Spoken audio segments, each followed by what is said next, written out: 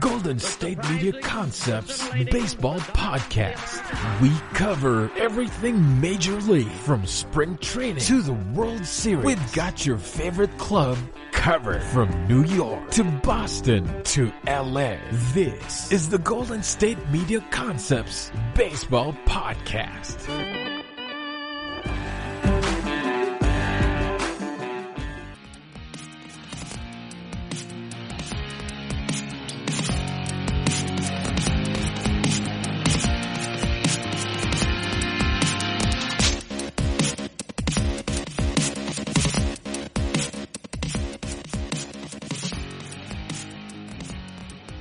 Hello and welcome in to another edition of the GSMC Baseball Podcast, brought to you by the GSMC Podcast Network. I am your host, Kevin Mahalik, as always, and this is episode number 204 of the Baseball Podcast. It is Thursday, July 9th. We are creeping ever so closely to opening day. We are officially 2 weeks away from first game action. That means I'll have just 4 more episodes after this one without actual baseball to discuss. And man, am I looking forward to that episode on Monday, July 27th here to discuss opening weekend in Major League Baseball. And we're going to talk a lot about the schedule in today's episode. We're going to save that for the later segments 2, 3, and 4. Here at the top of the episode, I do want to take a moment and ask you guys to head to social media, follow us, both the GSMC Baseball Podcast as well as the GSMC Podcast Network. But we're going to talk mainly about the coronavirus and some updates on summer camp, which is what everyone is calling Spring Training 2.0.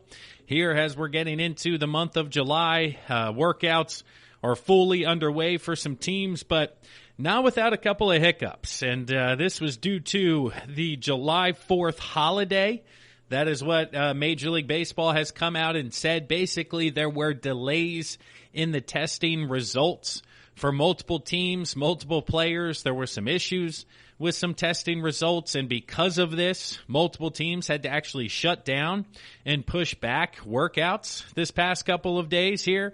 The Houston Astros, the San Francisco Giants, and the Washington Nationals all had to either push back or delay workouts. And having a buddy of mine on the Astros squad, I reached out to him, and he basically said that they thought somebody had tested positive, and everybody was about to get sent home, and everything was going to be shut down because they were more or less called into a meeting, sent home. Once again, everybody thought positive. They later found out that that was not the case. They just had not received their testing results, so there was no way they were going to be able to work out that day. And this has caused concern within the players, within coaches as well. Basically, the MLB side of things is worried that if this were to happen during the regular season, this couldn't be the case because you'd have to skip the game that day or postpone the game. And maybe that means it's a doubleheader the next day. Hopefully it would be that simple. But if it's the last game of the series and maybe you're never headed back there or there's not an opening that both teams can cross-reference later in the schedule, I guess doubleheaders ultimately would have to be the answer to that question. Regardless of the date, there would be some form of doubleheader involved. But Major League Baseball came out and said this was due to, once again, July 4th, the holiday, unforeseen circumstances. They don't think this will happen again. And my first thought after hearing that was like, okay, a lot of the players, yes, we understand this is new. We're trying to understand it, but it can't happen later. And, light bulb went off in my head. Next up is Labor Day in September. That's going to be during the regular season. It's a very similar situation, such as July 4th, where it's recognized as a national holiday. So somebody like myself, who only gets the 6 days off, Labor Day is one of them. So testing results could be affected on Labor Day as they were July 4th. Is baseball going to be able to be smart enough to prepare for this the next time a holiday arrives? And honestly, listening to Rob Manfred and everything that's happened over the past couple of weeks, I'm not so sure that they are. So they need to predict that this will be the case once again in Labor Day. I haven't heard anybody else discuss this going, yeah, okay, it's the 4th. This shouldn't happen. Well, Labor Day during the year, you guys better get ahead of it and figure it out there. But MLB has concluded the first round of testing and is now on the second round of testing here as of Wednesday night. As of recording, the players, the union was informed that there were 3,740 tests conducted during the quote-unquote intake process, with 3,674 negative results, that's 98.2%, and 66 positive tests, 58 players and 8 club staff members, according to an email that is being floated around there. The second phase after the intake process is known as the quote-unquote monitoring phase, and this has already begun. Players were informed that the first batch of monitoring results were submitted Tuesday night. This included over 2,000 saliva tests. That again came back at a 99.5% negative results, with 10 positive results, 8 more players, and 2 staff members. So things, according to Major League Baseball and according to those percentages and statistics, seem to be working in favor of baseball taking place this summer. Now, I believe we were living in a fairy tale world or a fantasy land based on what's happening across the country in regards to COVID-19 and the pandemic, to think that it was going to be 0%, or to think that restrictions such as Korea, where if there's one positive test, that entire league shuts down.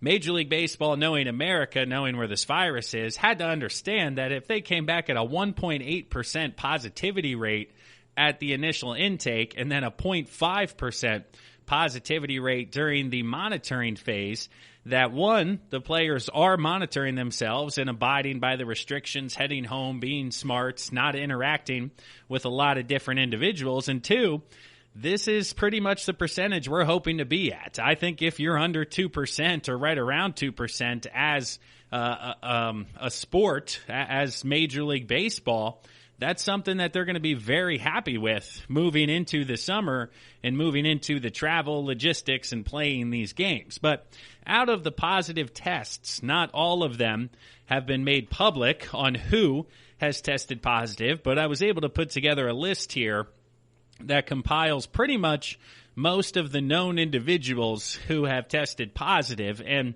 I'll break it down here team by team, alphabetical order, starting out with the Arizona Diamondbacks.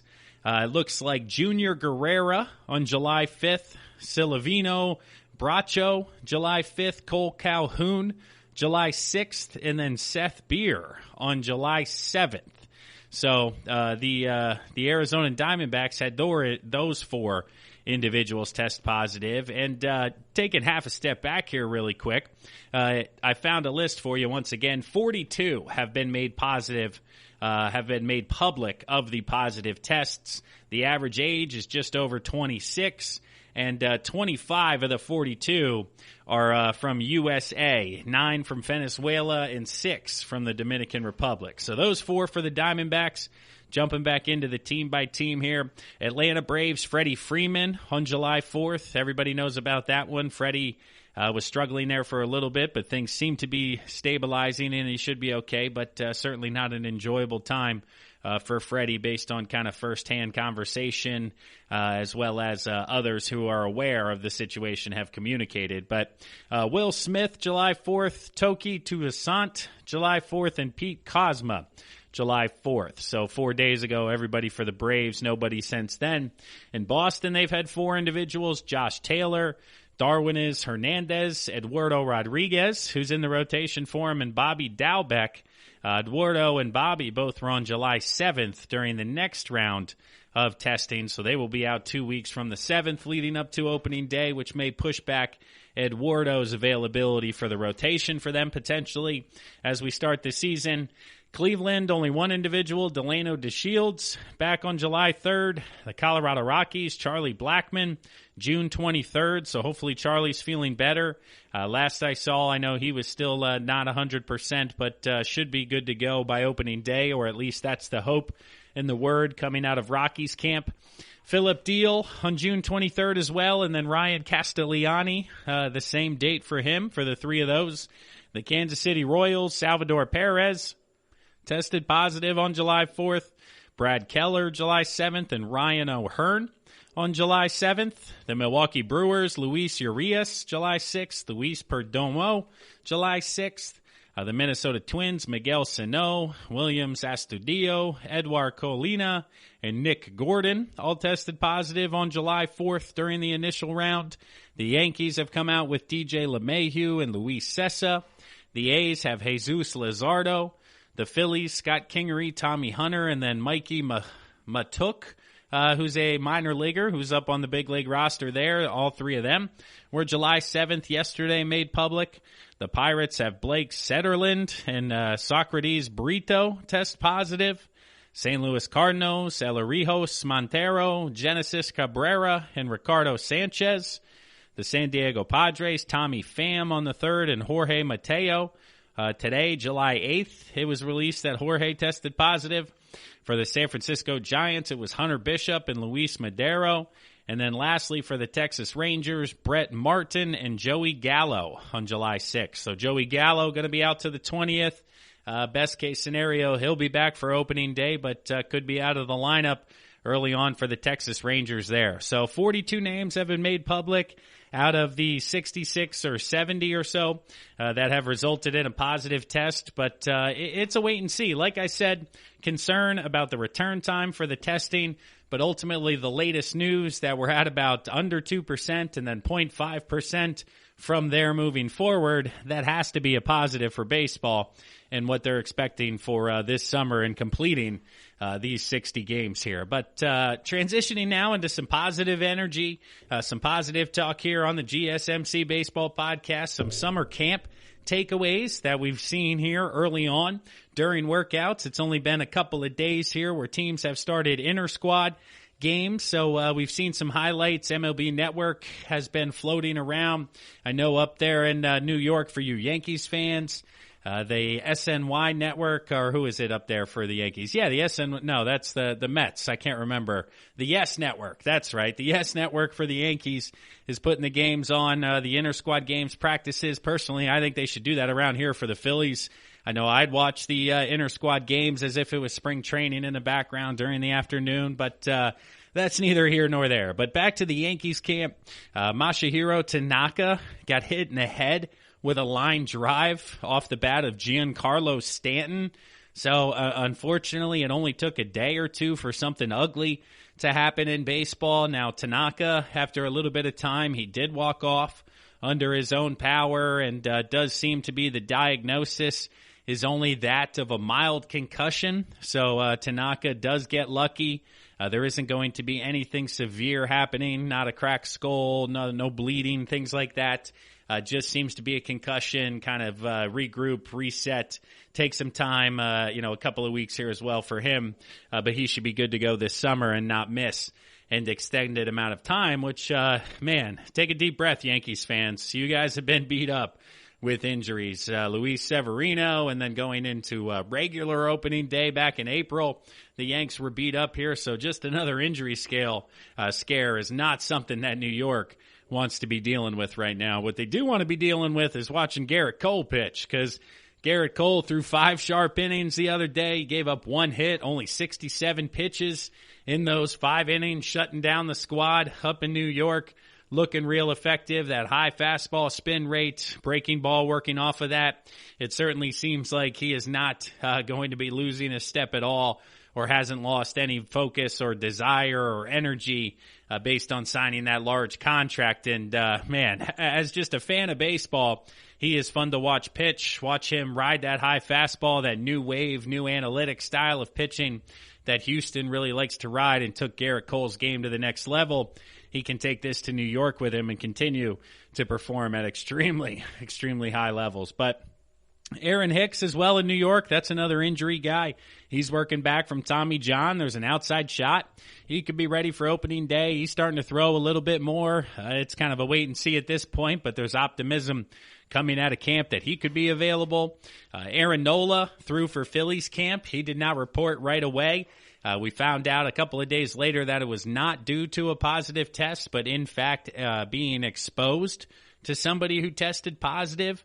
Aaron did not catch the virus from that individual and came back with a negative test. They just had to wait 24, 48 hours to make sure the test results came back. So he came into camp. He should be good to go opening day. There was concern with a positive test he would miss opening day, but all of that was just the rumor mill doing their best until we found out a couple of days later, like I said, that he is, in fact, good to go. A couple of other rumors out there. Craig Kimbrell looks good to go in the bullpen. Ryan Presley looked really good in Astros practice. Watching some video on the Twitter sphere there. Clayton Kershaw, he looks as locked in as ever. He's ready to start opening day for the Dodgers. So a lot going on across Major League Baseball. We're starting to get into individual team workouts.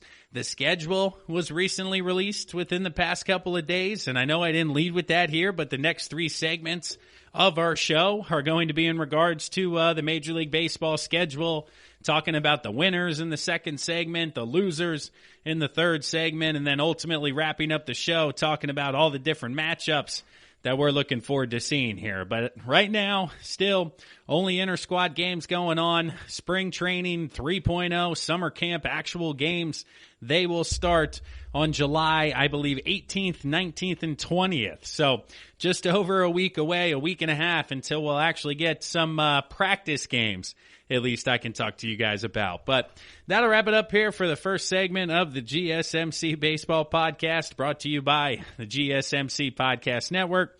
We're going to pause right now for a word from one of our sponsors and one of our sister shows, but when we come back, like I said, we're going to dive into the schedule release. It's going to be a lot of fun. This is Kevin Mahalik with the GSMC Baseball Podcast. We'll be right back. This is your ultimate stop for everything sports. The Golden State Media Concepts Sports Podcast. Should I say more? From the NFL, MLB, the NBA, to MMA, it's all in here. The Golden State Media Concepts Sports Podcast. Listen now.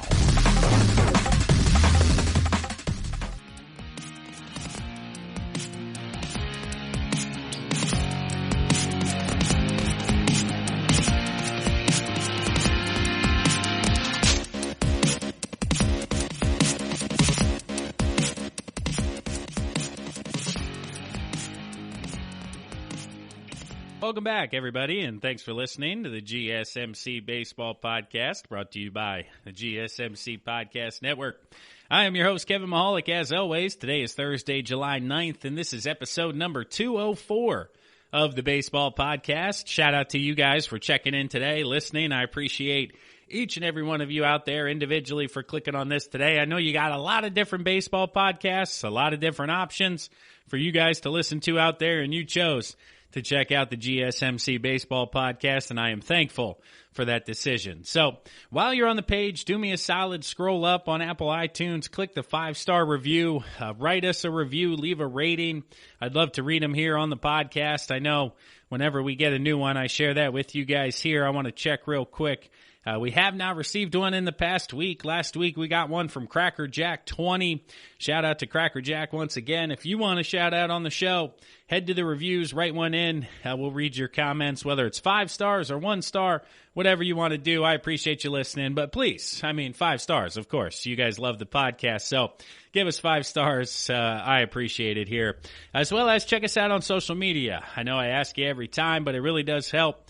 GSMC Baseball Podcast on Facebook, Instagram, Twitter, posting the latest on what's going on. And when it comes to the regular season, things are going to get busy. So you're going to want to follow the podcast, stay up to date with everything that's happening, and you'll be in the knowledge with all your friends when you guys are having conversations. But this is segment number 2 here of episode 204.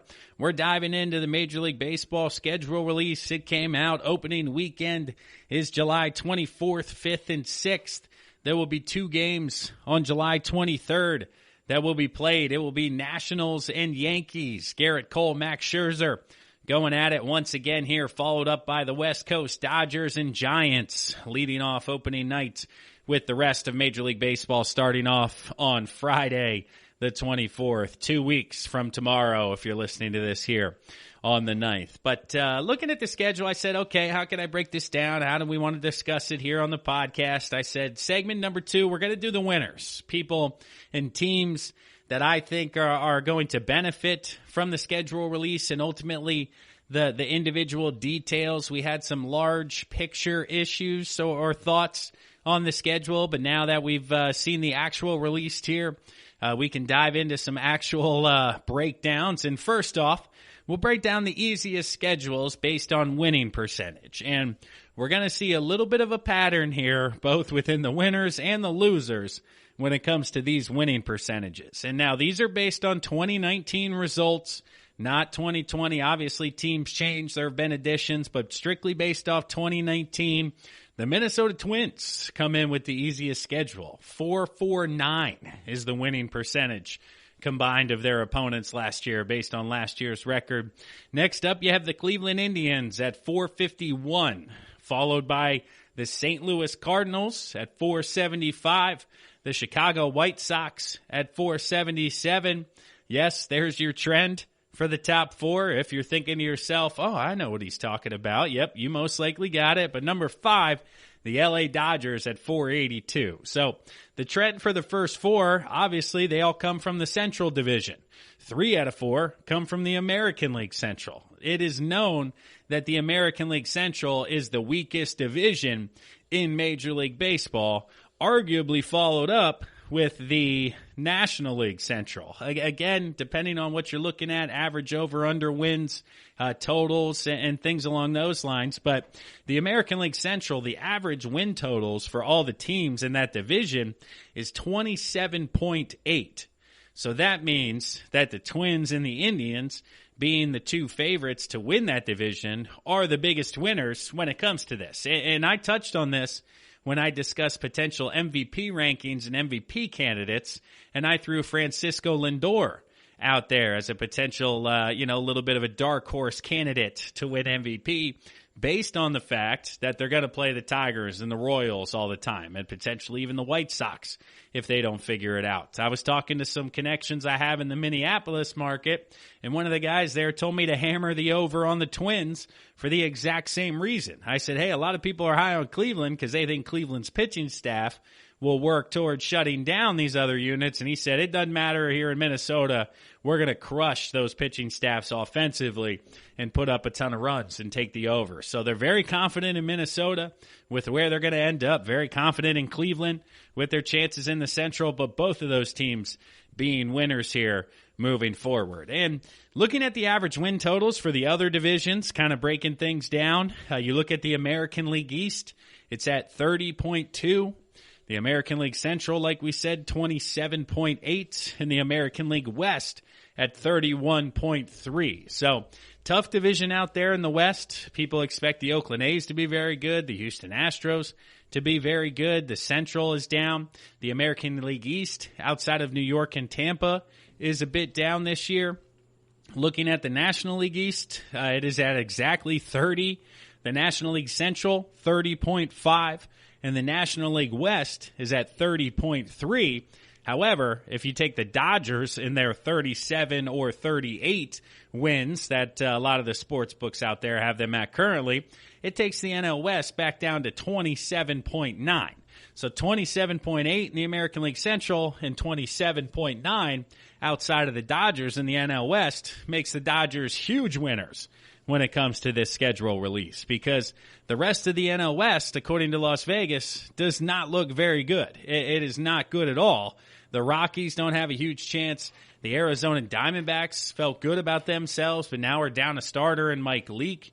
Moving forward, the Padres are up and coming. A lot of people think they're a year or two away still. So the Dodgers, they have to be a winner based on where Vegas sees the rest of that division out there in the West as well. And just some other kind of big picture takeaways.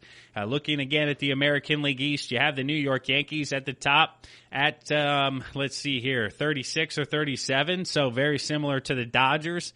If you take them out of the equation, bring in Baltimore, it brings the rest of the division down to 27 or 28 wins.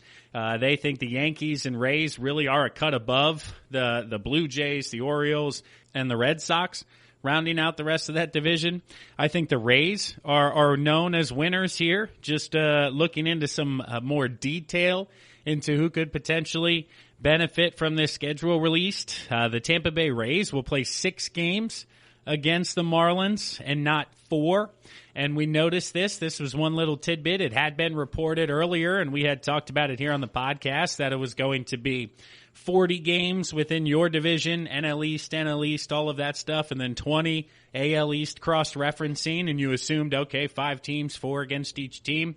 Well, based on logistics, based on travel, Major League Baseball trying to keep it as close as possible and not have Philadelphia going back down to Tampa Bay the entire time, they then found that team that was closest to them, and the Rays playing the Marlins across the division, with the NL East, the top 4 teams being the Braves, Nationals, Phillies, and Mets, all have playoff aspirations. I don't think they're all playoff teams, but I know all cities and markets and organizations have playoff aspirations. So to play the Marlins, who are out of it, rebuilding, know they're doing that, going to have a lot of prospects, getting a ton of work, you're definitely a winner as the Tampa Bay Rays. So you're playing the Marlins 6 times instead of 4. That's 2 more wins you should get. And if they can't catch the Yankees, they should still certainly be right there in that wild card game. But with the non-expansion playoffs, the wild card game continues to matter just as much as it has in the past. And that one and done, a team like the Rays, again, 100 wins normally. But if the Yankees had 101, you're in a game 7 there right off the bat. And that's something you definitely don't want to be working towards if you're Tampa Bay. So another team, the San Diego Padres. Let's see here. 20 of 23 September games are in the state of California.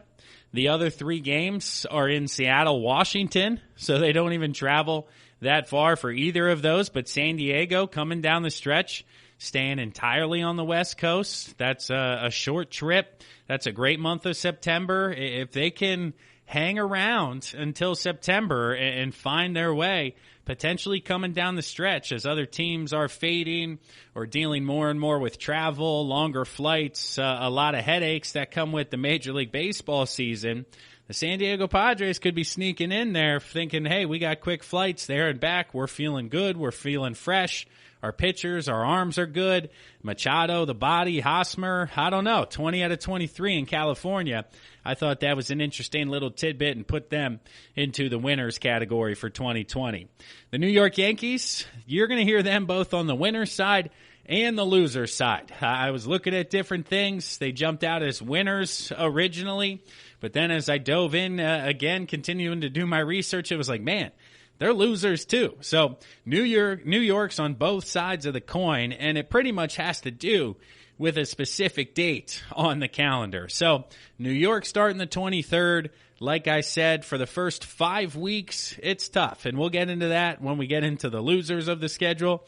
But after September 2nd, 6 of 7 series are against teams who lost 95 or more games in 2019. So basically, the Yankees in the entire month of September are playing all but 3 of their games against horrible teams from last year.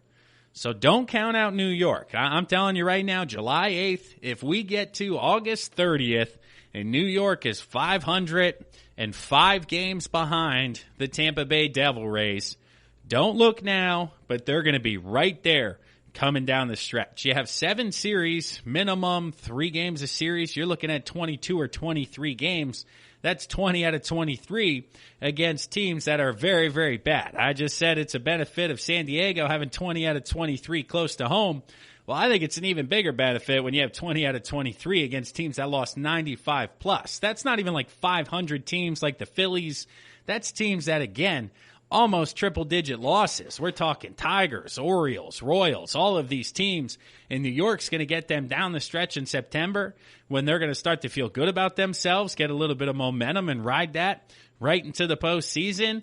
Man, if New York can tread water early, get to the closing stretch there, I think that's exactly where they want to be as we're moving forward here. So New York, like I said, winners and losers. We'll hear the other side of the coin coming up in the next segment. But for right now, Yankees fans, just feel good about the month of September and how your team should be performing as they're heading into the postseason here with this modified schedule. Next, I got the Cincinnati Reds.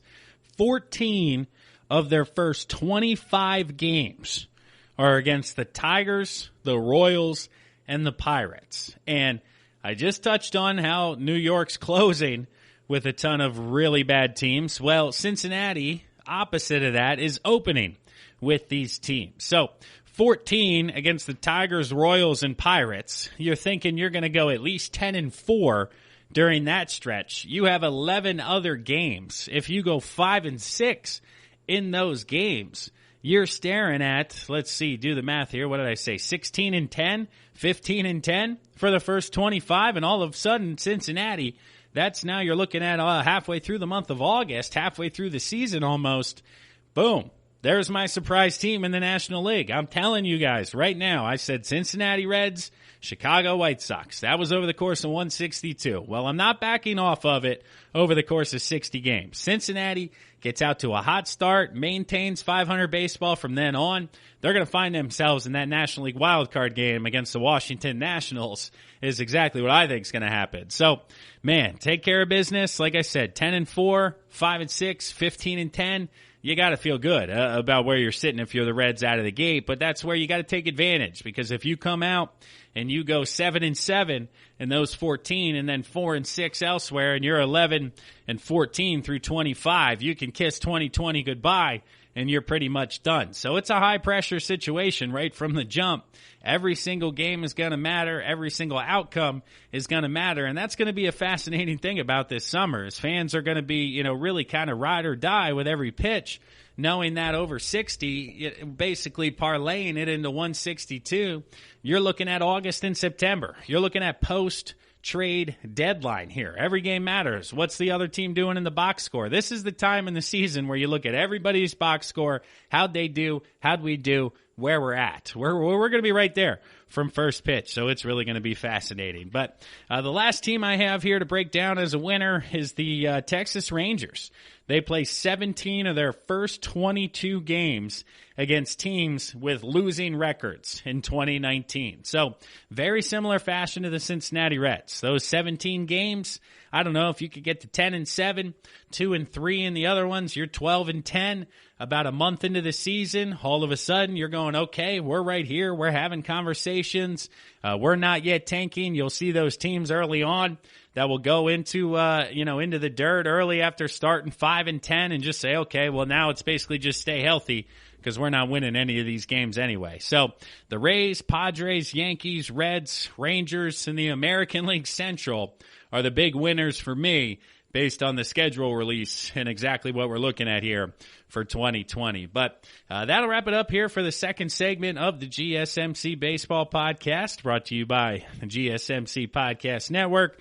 When we come back on the other side, we're going to talk about the losers of the schedule release, some teams that are going to have a tough stretch or a tough 60 games. There's a bit of both coming on here. But let's pause right now. Word from one of our sponsors, one of our sister shows. I am Kevin Mahalik. This is the GSMC Baseball Podcast. Hang with us, everybody. Tired of searching the vast jungle of podcasts? Now listen close and hear this out. There's a podcast network that covers just about everything that you've been searching. Hey! The Golden State Media Concepts Podcast Network is here. Nothing less than a podcast bliss with endless hours of podcast coverage. From news, sports, music, fashion, cooking, entertainment, fantasy, football, and so much more. So stop lurking around and go straight out to the Golden State Media Concepts Podcast Network. Guaranteed to fill that podcast itch. Whatever it may be. Visit us at www.gsmcpodcast.com. Follow us on Facebook and Twitter, and download us on iTunes, SoundCloud, and Google Play.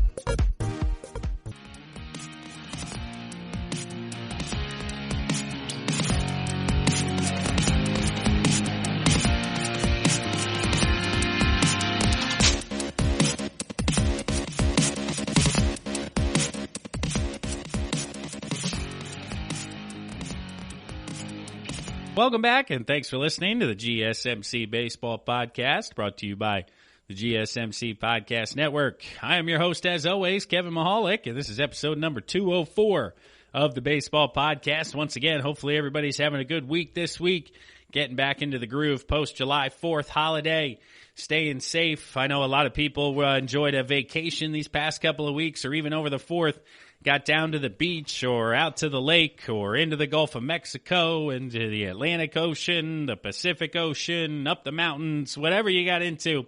A lot of my different connections did a lot of different things these past weekend, and people were out having fun. So hopefully you're staying safe out there. Hopefully you're feeling well. Continue to practice social distancing.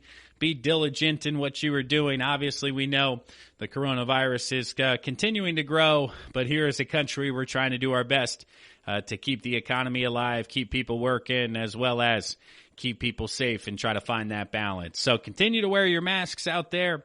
I'm sorry if I just upset some of you. Now you're turning it off because I'm saying, hey, wear your masks, but I just want to watch baseball in a couple of weeks, and I think that'll help. So that's just my personal opinion. If you want to hit fast forward, go ahead.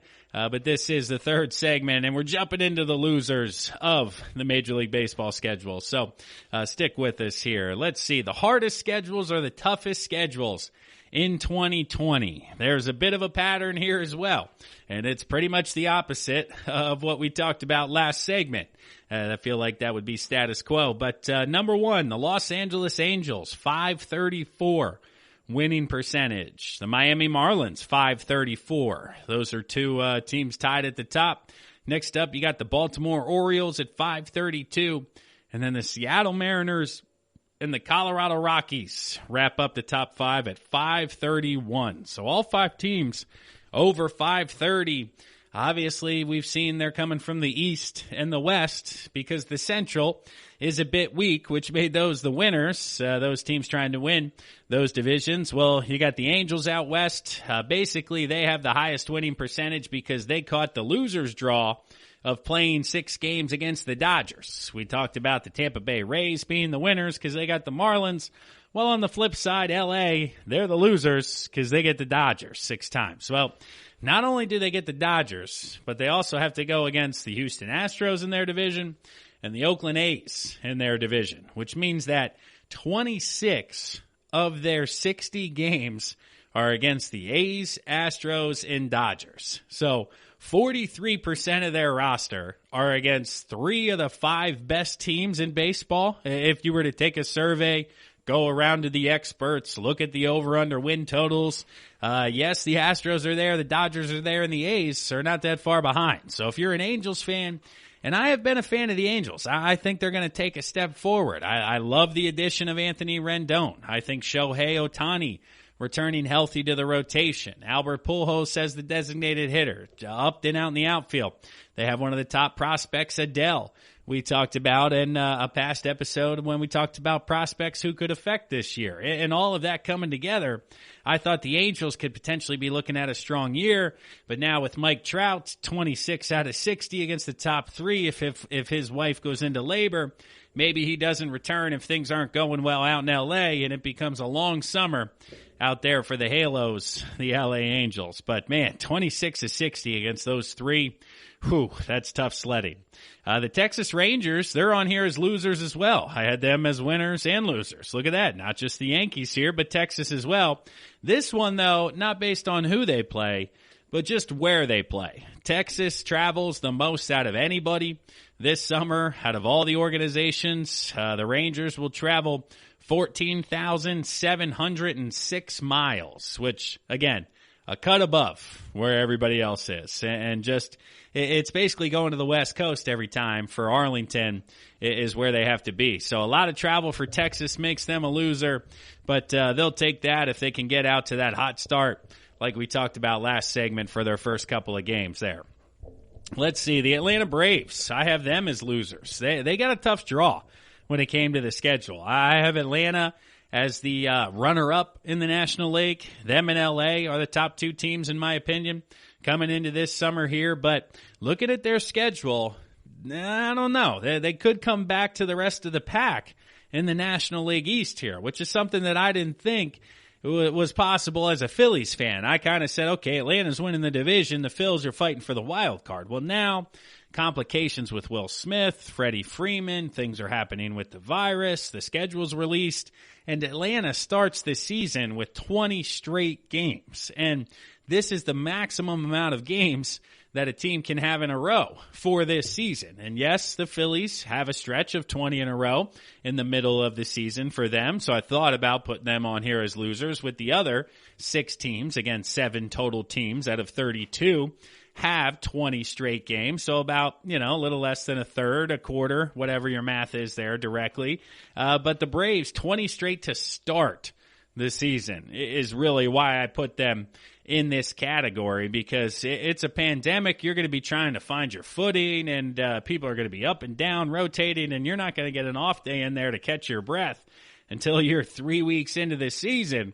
And if you're struggling, you're at 8-12 potentially through that stretch. It's going to be tough because somebody else, could be at 13-7, 5-6 games out, 40% of the way through. It's just, that's tough. As well as 14 of the 20 games that Atlanta has against the American League East are against the Sox, the Yankees, and the Rays. Atlanta got matched up with Boston in regards to the multiple games, the 6 games and adding up there. So the Yankees obviously tops, the Rays tops, and Boston, yeah, they're on the fence there, but they're not a 95-plus loss club if we're referencing a ground point from earlier with the Yankees. So 14 out of 20 against those teams in the East, along with 20 straight right out of the jump, I think may make Atlanta human, pretty much referencing Rocky back in the day. The Russian is human.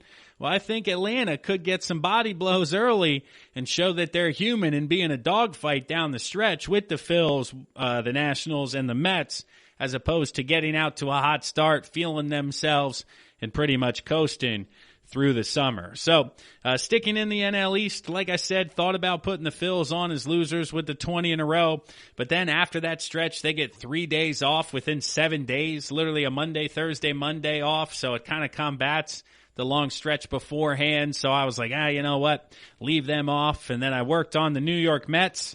And they just have a tough schedule because they didn't show up in the top 5 when it came to winning percentage. But 43 out of 60 games are against teams that had a 500 record or better in 2019. And I say the word "or" there because the Philadelphia Phils, coming in at 81-81, qualify for those 43 with the Mets. So still, though, what is that, 75% over of your season coming against teams that finished above 500, and now with 2 wild cards, if you're above 500, you tend to be in playoff consideration. So the New York Mets didn't catch any favors in regards to who they play, as well as, when they play them, because their final 10 games, and this was almost the icing on the cake for the New York Mets and all you New York Mets fans who just love to get beat up all the time by the likes of us Phillies fans, Yankees fans, and that's just the Mets. They'll screw it up. They'll figure it out. They'll do it again. You guys had your run there for a year or two with the Royals, but screwed it up, of course, New York Mets. Well, the final 10 games are against the Braves, the Rays, and the Nationals. And those 3 teams and their pitching staffs are absolutely loaded. So coming down the stretch in a year where I've discussed multiple times, and we've talked about it, how a lot of these games are going to come down to the final weekend, the final week, the final 2 weeks, however long it may be until you actually kind of weed out teams. But if you're 4 games out going into the final 2 weeks, you're still going to have a chance based on a lot of head-to-head competition closing out the season. Again, that's a teaser for the 4th segment when we'll get into a lot of the matchups that we're looking forward to. But as a Mets fan, just knowing the closing of going against the Braves in that rotation, then Tampa in that rotation, and then closing, obviously, with Washington and that rotation, it just doesn't make me feel warm and fuzzy inside, thinking that a closing push of something along the likes of 8-2 or 7-3 look to be realistic. I mean, going through those teams, if you finish at 6-4, that would be a positive sight. And I don't know if 6-4 during a playoff push when multiple teams are going to be active is something that ultimately gets you into the postseason. But now the New York Yankees, we're staying in the city of New York. I said, hey, they're winners. Well, they're losers as well, because again, that September 2nd date afterwards, they don't play anybody. They got one series against anybody who's any good. Everybody else stinks. Well, that's because the schedule is absolutely front-loaded. 33 of 36 games before September 2nd are against teams that finished above 500 in 2019. So, very similar to the Mets, 43 out of 60. Well, 33 out of 36 for the New York Yankees right out of the jump, above 500. So, say you go 2-1 in those other games, you're looking at 33. What do you think? 500, 17 and 16? That puts you at 19 and 17 going into that stretch of, like I said, just crushing people. 14, whatever, it puts you at like 35 wins. That'd be under where the New York Yankees are projected right now. But again, that means they're going to have to be playing excellent baseball. And out of those 33 games, what are you looking at? 18 and 15, 19 and 14? That would be impressive baseball. Now, again, that does count, the Red Sox, a lot of teams like that who could get beat up by the New York Yankees. However, it's going to be tough for them from the gate. If they're under 500, if you go, I don't know, let's see here, not that bad. Let's see, if they go 16 and 17 and then still close, they're still looking at the postseason. So that's what I'm saying to all you Yankees fans. 36 games is a long time. It's going to be like, 40 days? So that gives about 6 weeks.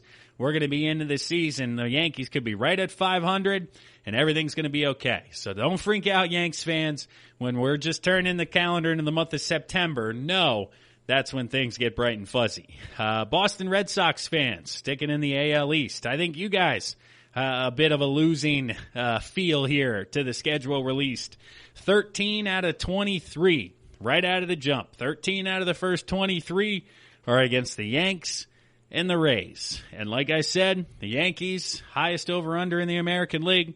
The Rays, second or third highest, clearly a playoff contender. Well, having 13 of the first 23 against those two squads, you would think potentially, 5-8, 4-9 in those 13. If you go 5-8, you got 10 other games, you got to go 6-4. You're looking at 11-12 through your first 23 games as being a positive outcome. So if you're 500 through those first 23 in Boston, you got to be feeling good about yourselves. That's where I'm thinking potentially out of the gate, running into those 13. If you go 4-9, 500 elsewhere, 10 and 15, not a good start there for the first 23. And alarms could be starting to raise in Boston, and they just made changes this past offseason, so it's certainly not going to be high on bloom, but they'll come out. We're looking to the future. This is a rebuilding year, and they'll see how quickly things turn over in Major League Baseball in Boston really quick, going from World Series champs to potentially under 500 within just a couple of years. And the last team I have on here as losers of the schedule release, that's the Houston Astros. 16 of their final 22 games come on the road. And again,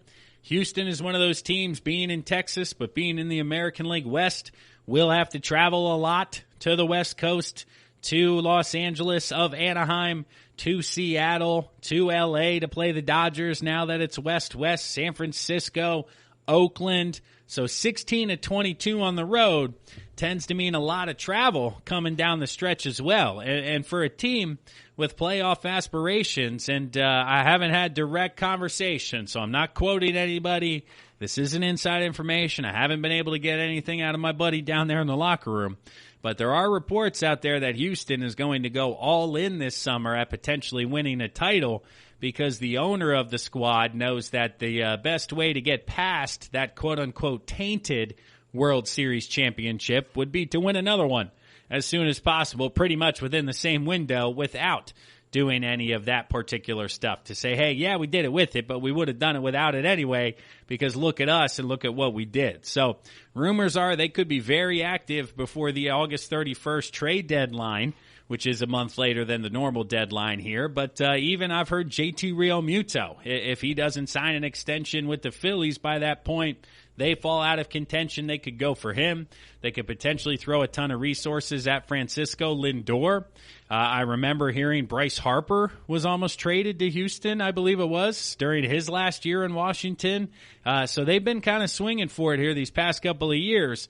And if they're right there down the stretch, they may need a jolt of energy going into September, knowing that they have a ton of travel left here on the schedule with 16 of the final 22 there on the road. But Angels, Rangers, Braves, Mets, Yankees, Red Sox, and Astros, your big losers when it came to the schedule release this past week, according to Kevin Mahalik and the GSMC Baseball Podcast. But that'll wrap it up here for the third segment. We're going to pause right now for a word from one of our sponsors and one of our sister shows. But when we come back, we're going to wrap up today's episode talking about the matchups we can't wait to see, breaking down some of the games we're looking forward to the most this summer. So stick around, everybody. I am Kevin Mahalik. This is the GSMC Baseball Podcast. Want to know the latest in soccer? Then listen to the Golden State Media Concepts Soccer Podcast. From MLS, the World Cup, and the Premier League, we've got you covered. The latest updates, the hottest matches, and news on the league's top players. It's the Golden State Media Concepts Soccer Podcast. David Beckham scores the goal to take England all the way to the World Cup finals. Listen now.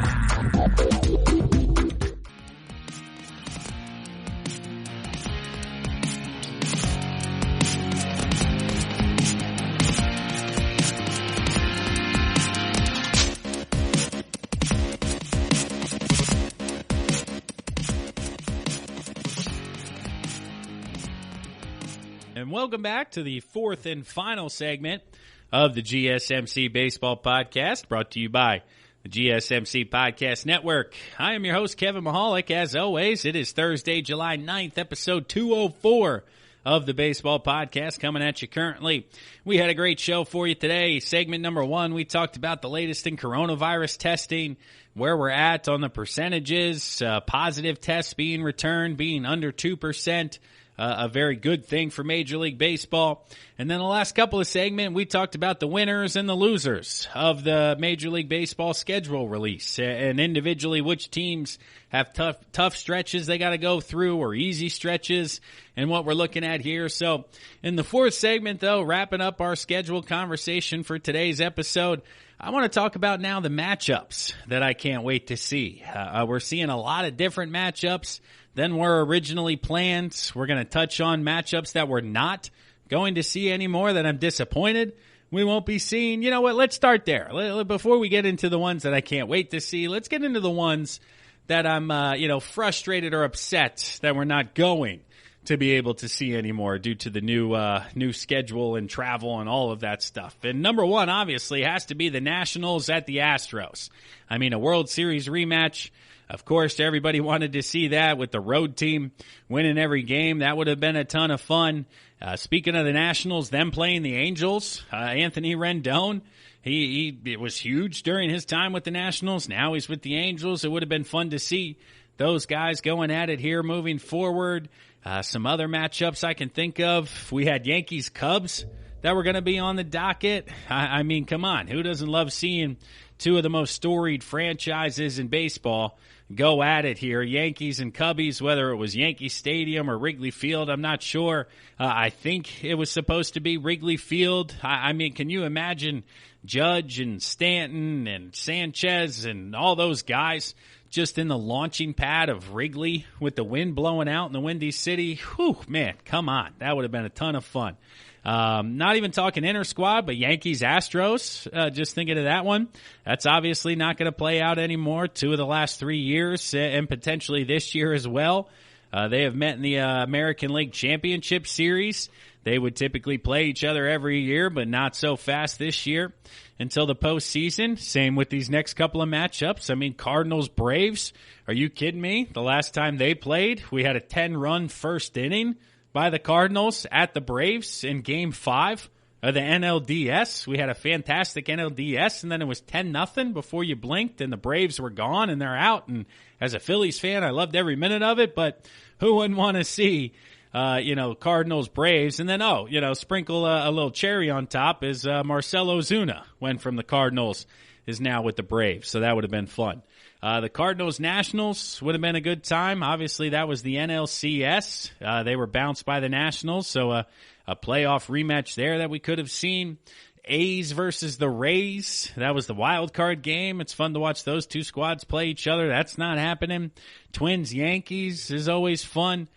Brewers, Nationals, Indians, Rangers. I mean, just a lot of the interdivisional matchups that we look forward to that aren't going to happen this year. It's a shame. But certainly Nationals, Astros would have been a ton of fun to catch. And then Angels and Nationals would have been a ton of fun as well with the Anthony Rendon storyline, of course, dominating the media that week. But matchups that I can't wait to see now that we are actually going to be able to witness this year that we're looking forward to. And speaking of the Nationals, well, how about the Nationals and the Yankees? Like I said earlier, opening weekend, this was the only game that was pretty much teased a day or two, maybe even 3 or 4 before the rest of the schedule was released to try to get Major League Baseball into the programs, top of mind, all the fans. Hey, check it out. You're going to have Garrett Cole, Max Scherzer, 2 of the best in the business. Should have, could have won the Cy Young last year, both of them. Scherzer's won them in the past. Cole's been right there. Well, now opening weekend, national TV, first game, 2 studs, 2 horses. Man, that's just going to be a lot of fun to talk about as well. On that Sunday night episode, you can guarantee we're going to be bringing up what happened in the Nationals-Yankees, how'd Cole do, how'd Scherzer do, what we see, what are the guys up to. Just can't wait to talk and break down a lot of the action for you guys. Another quality matchup is the Dodgers versus the Astros. That's happening early in the year, late July, the 28th and 29th.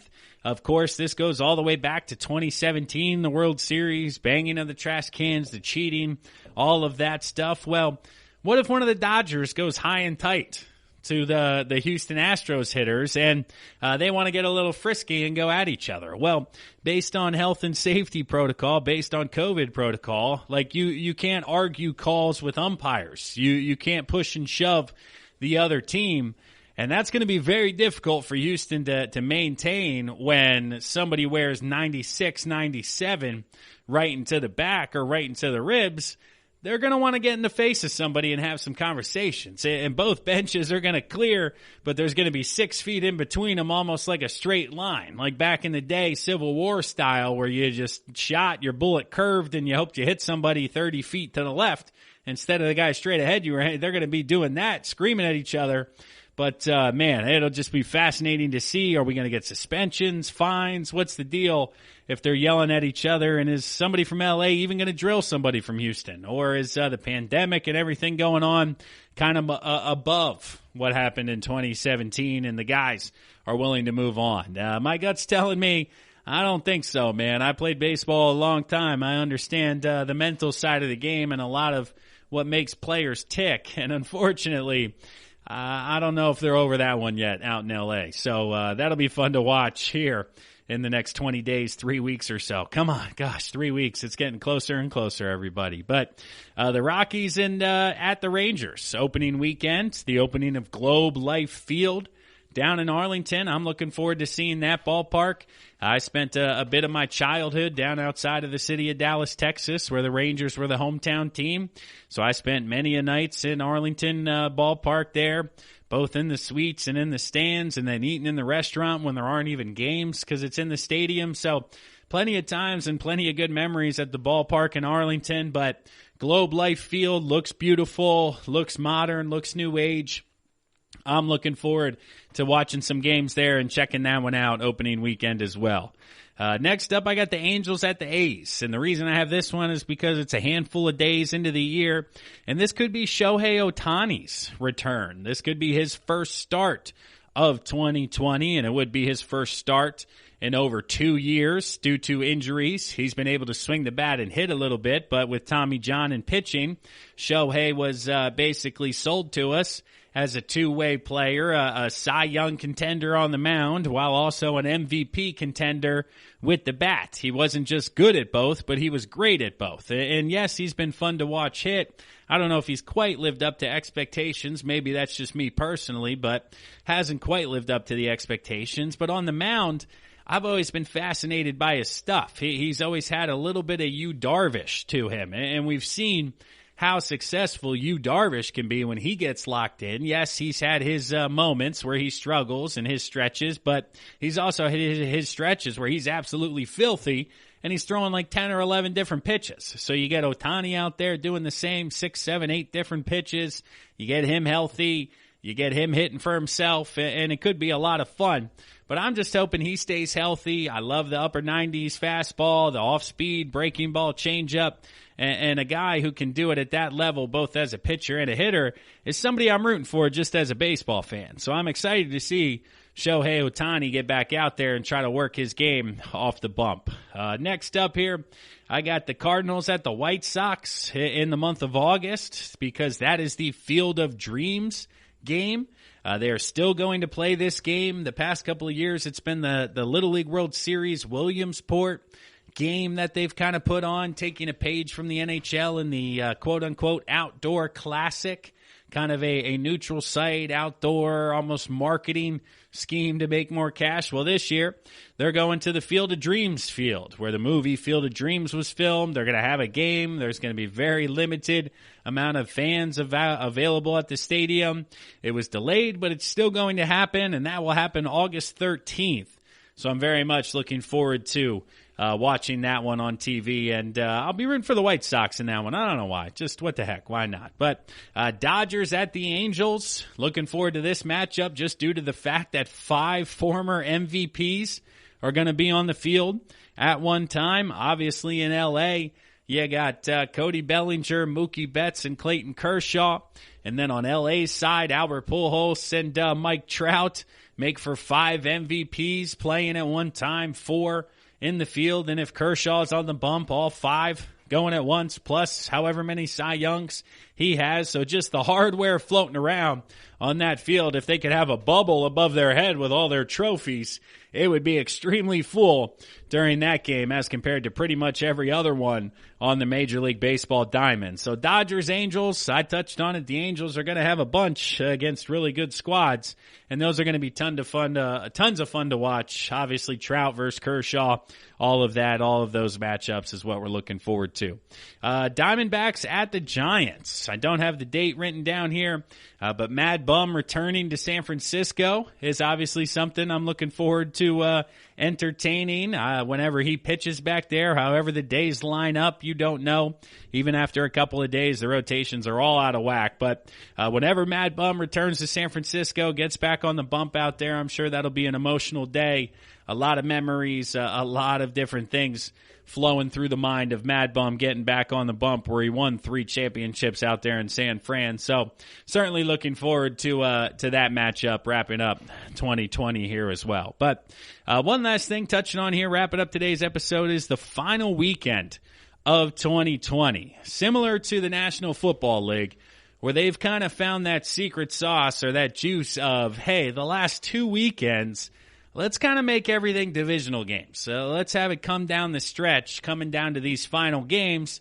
As an Eagles fan, they've had the Cowboys the last week of the year a couple of times.